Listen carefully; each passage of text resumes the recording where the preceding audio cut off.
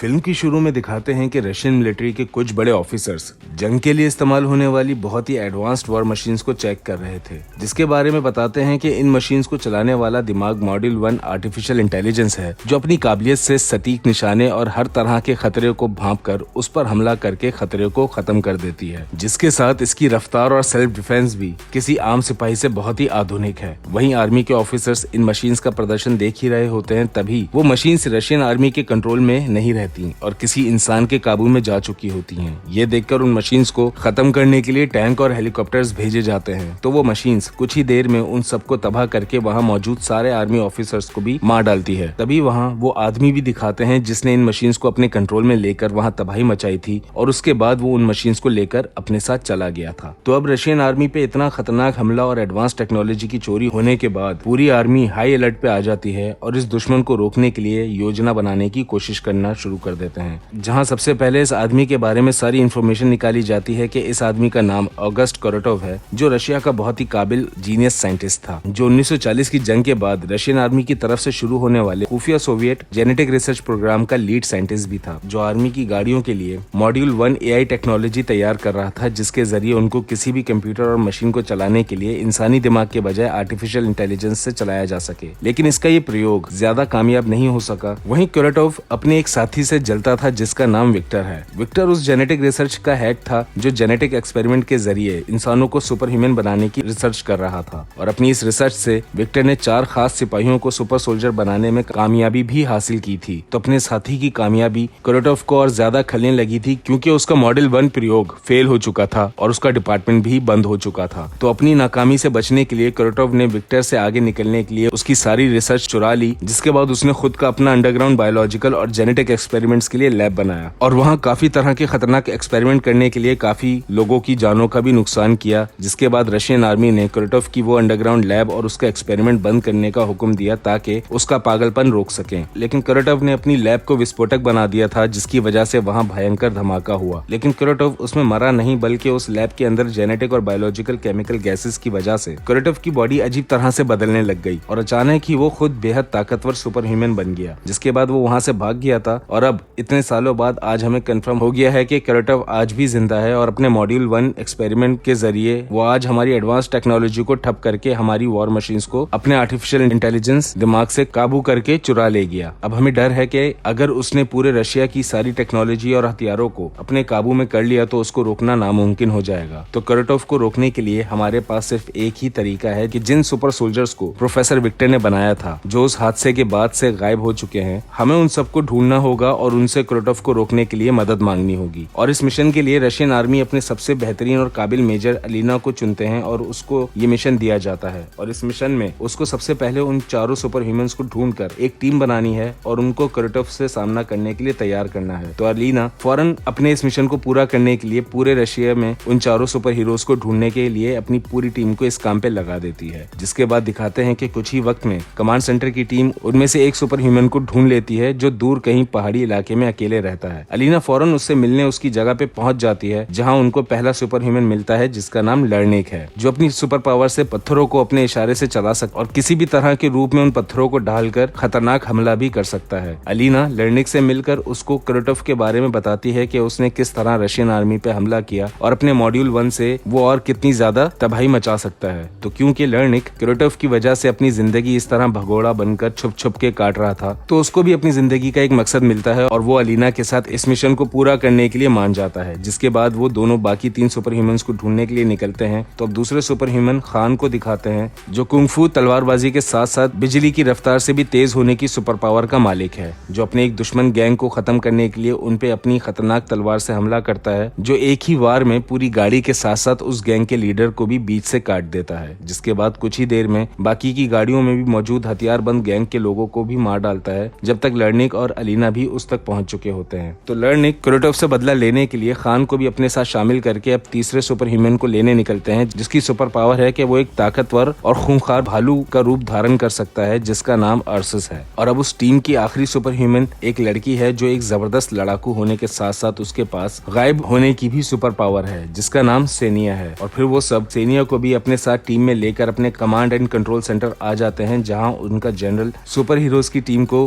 कुरोटोव की खबर देता है कि हमें उसके एक ठिकाने का पता चल चुका है, तो हमें फौरन वहां जाकर उसको काबू करके मारना होगा। जिसके बाद वो चारों सुपर सोल्जर्स अपने इस मिशन को पूरा करने के लिए निकल जाते हैं और कुरोटोव के ठिकाने पे पहुंचकर देखते हैं तो वहां जेनेटिक एक्सपेरिमेंट के जरिए बनाई गई क्लोन आर्मी तैनात होती है। लेकिन फिर भी वो चारों वहां अंदर चले जाते हैं, जहां सेनिया अपनी गायब होने की पावर इस्तेमाल करते हुए उन सिपाहियों के बीच से अंदर जाने की कोशिश कर रही होती है। लेकिन वो सिपाही जो बहुत एडवांस टेक्नोलॉजी के साथ बनाए गए थे, वो अपनी थर्मल इमेजिंग के जरिए सेनिया को देख लेते हैं और उसके ऊपर नाइट्रोजन गैस रिलीज कर देते हैं, जिसकी वजह से सेनिया वहीं जम जाती है। और दूसरी तरफ अर्सस भालू बनकर अपने सामने आने वाले हर किसी को बुरी तरह मारता हुआ आगे बढ़ रहा होता है। वहीं खान और लर्निक भी अपनी पावर्स का कमाल दिखाते हुए वहां के सिपाहियों को मारते हुए आगे बढ़ रहे होते हैं, ताकि किसी तरह कुरोटोव तक पहुंचकर उसको रोक सके। लेकिन उसी लड़ाई के बीच खान को उनमें से एक सिपाही बेहोशी का इंजेक्शन देने में कामयाब हो जाता है। वहीं अर्सस को भी खतरनाक जाल में जकड़ लिया जाता है। और दूसरी तरफ लर्निक का सामना खुद कुरोटोव से होता है, तो वो उससे लड़ने की कोशिश करता है, लेकिन कुरोटोव की ताकत के आगे लर्निक जरा भी टिक नहीं पाता और कुरोटोव उसको वहां बुरी तरह मार मार कर ये सोच के छोड़ देता है कि वो शायद मर चुका है और बाकी तीनों सुपर सोल्जर्स को अपने साथ ले जाकर कैद कर देता है और सबको उसके साथ शामिल होने की दावत देता है, जिसके जवाब में तीनों इनकार कर देते हैं। लेकिन फिर भी कुरोटोव उनको सोचने के लिए 24 घंटे का वक्त देता है। और दूसरी तरफ दिखाते हैं कि कमांड सेंटर में अलीना का जब इन चारों सुपर सोल्जर्स से राब्ता टूट जाता है, तो वो फौरन अपने सिपाहियों के साथ कुरोटोव के ठिकाने पहुंच जाती है। लेकिन तब तक कुरोटोव वहां से जा चुका था, तो अलीना लर्निक के साथ साथ बाकी सबको भी उस कैद से छुड़ाकर वापस अपने साथ कमांड सेंटर ले जाती है। और अब अगले सीन में दिखाते हैं कि कुरोटोव जो अपने खतरनाक मकसद को पूरा करने के लिए सबसे पहले तो रशिया की एक मिलिट्री बेस से वहां के सारे बड़े टैंक्स और ट्रक्स को अपने मॉड्यूल 1 AI प्रोग्राम के जरिए कंट्रोल करके अपने साथ ले जाता है। उसको रोकने के लिए रशियन आर्मी भी कुछ नहीं कर पा रही होती, क्योंकि उसको रोकने के लिए आने वाले सारे जहाज और टैंक भी कुरोटोव के कब्जे में जा सकते हैं। और कुरोटोव पूरे रशिया को अपनी ताकत का मुजाहरा करते हुए रशिया की राजधानी शहर मॉस्को में एक बहुत ही विशाल 500 मीटर लंबा मेगा टावर, जो बहुत सारी सैटेलाइट सिस्टम्स और डिशेस से कनेक्ट है, उस टावर को दर्जनों हेलीकॉप्टर्स और बड़ी क्रेन के जरिए उठा लेता है और अपने खतरनाक अनजान मकसद को पूरा करने के लिए चुरा ले जाता है और उसको रशिया की सबसे ऊंची बिल्डिंग पे ले जाकर लगा देता है। और अब कमांड सेंटर में अलीना को ये अंदाजा हो जाता है कि वो चारों सुपर ह्यूमन साथ मिलकर भी कुरोटोव का मुकाबला नहीं कर सकते। तो तब वो उन चारों की मदद के लिए प्रोफेसर विक्टर को बुलाती है। प्रोफेसर विक्टर वही इंसान है जिसने ये जेनेटिक एक्सपेरिमेंट की इजाद करके सुपर ह्यूमंस बनाने में कामयाबी हासिल की थी। तो प्रोफेसर विक्टर उन चारों की पावर्स बढ़ाने के लिए जेनेटिक कस्टम बिल्ट सूट बनाता है, जिसकी मदद से उनकी पावर्स को और ज्यादा एनर्जी मिल सकेगी और चारों अपनी पावर्स को और बेहतर तरीके से इस्तेमाल भी कर सकेंगे। वहीं जब कमांड सेंटर में रशियन आर्मी और अलीना को कुरोटोव की ये खबर मिलती है कि उसने रशिया का सबसे बड़ा टावर चुरा लिया है, तो उसका वो अनजान मकसद जानने के लिए वो लोग रिसर्च करते हैं, जहां उनको पता चलता है कि कुरोटोव अपने मॉड्यूल 1 प्रोग्राम को उस मेगा टावर्स के सिस्टम से जोड़कर स्पेस में मौजूद दुनिया भर की सारी सैटेलाइट्स को अपने कब्जे में करने वाला है। और अगर उसने वो सारी सैटेलाइट्स अपने कंट्रोल में कर ली, तो इसका मतलब पूरी दुनिया कुरोटोव की मुट्ठी में बंद हो जाएगी और पूरी दुनिया मिलकर भी उसको नहीं रोक सकेगी, क्योंकि उन सैटेलाइट की मदद से दुनिया भर के सब मुल्कों के सारे हथियार, टैंक,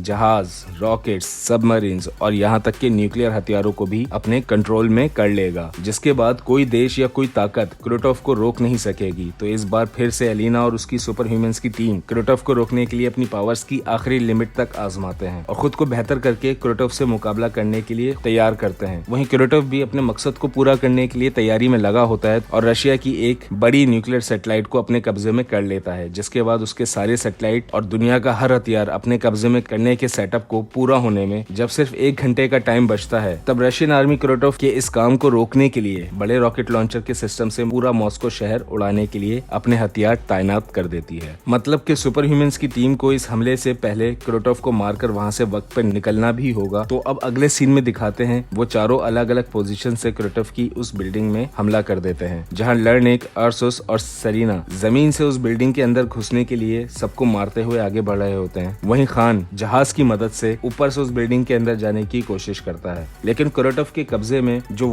वॉर मशीन्स थी वो उस जहाज पे हमला शुरू कर देती हैं, जिसकी वजह से उस जहाज को वापसी पीछे हटना पड़ता है। साथ में बाकी की टीम जो जमीन से लड़ती हुई अंदर आ रही थी, उन लोगों पे वो कुरोटोव के सिपाही भारी पड़ने लग जाते हैं। तो तब अर्सस अपनी पावर का एक लेवल और ऊपर चला जाता है और पूरी तरह से एक खतरनाक ताकतवर भालू के रूप में आ जाता है और उन सिपाहियों पे टूट पड़ता है, जिसके साथ बाकी दोनों भी सबसे निपटते हुए बिल्डिंग के अंदर जाकर अपनी पोजीशंस पे चले जाते हैं और खान के वहां आने का वेट कर रहे होते हैं। तो खान को जब सही मौका दिखता है वो जहाज से छलांग लगा देता है और जो सिपाही उसकी बाकी की टीम को आगे बढ़ने से रोक रहे होते हैं वो आसमान से डायरेक्ट उन सिपाहियों पे हमला करता है और अपनी टीम को बचाते हुए उनके साथ शामिल हो जाता है। जिसके बाद वो सब साथ में आगे बढ़ना शुरू करते हैं, जिनके मिशन का पहला मकसद होता है कि वो बिल्डिंग के मेन फ्रेम जनरेटर को किसी तरह उस जाइंट एंटीना से डिस्कनेक्ट कर सके। तो वो सब लोग बिल्डिंग के अंदर उस मेन फ्रेम जनरेटर तक पहुंचकर वहां के गार्ड्स को मारकर उसको बंद करने की कोशिश करते हैं, क्योंकि वो जनरेटर बहुत ही खतरनाक इलेक्ट्रोमैग्नेटिक एनर्जी से ढका हुआ था, जिसको बंद करने के लिए सेरीना खुद अपने हाथों का इस्तेमाल करती है और बेहद तकलीफ बर्दाश्त करते हुए वो उसको बेकार करने में कामयाब हो जाती है।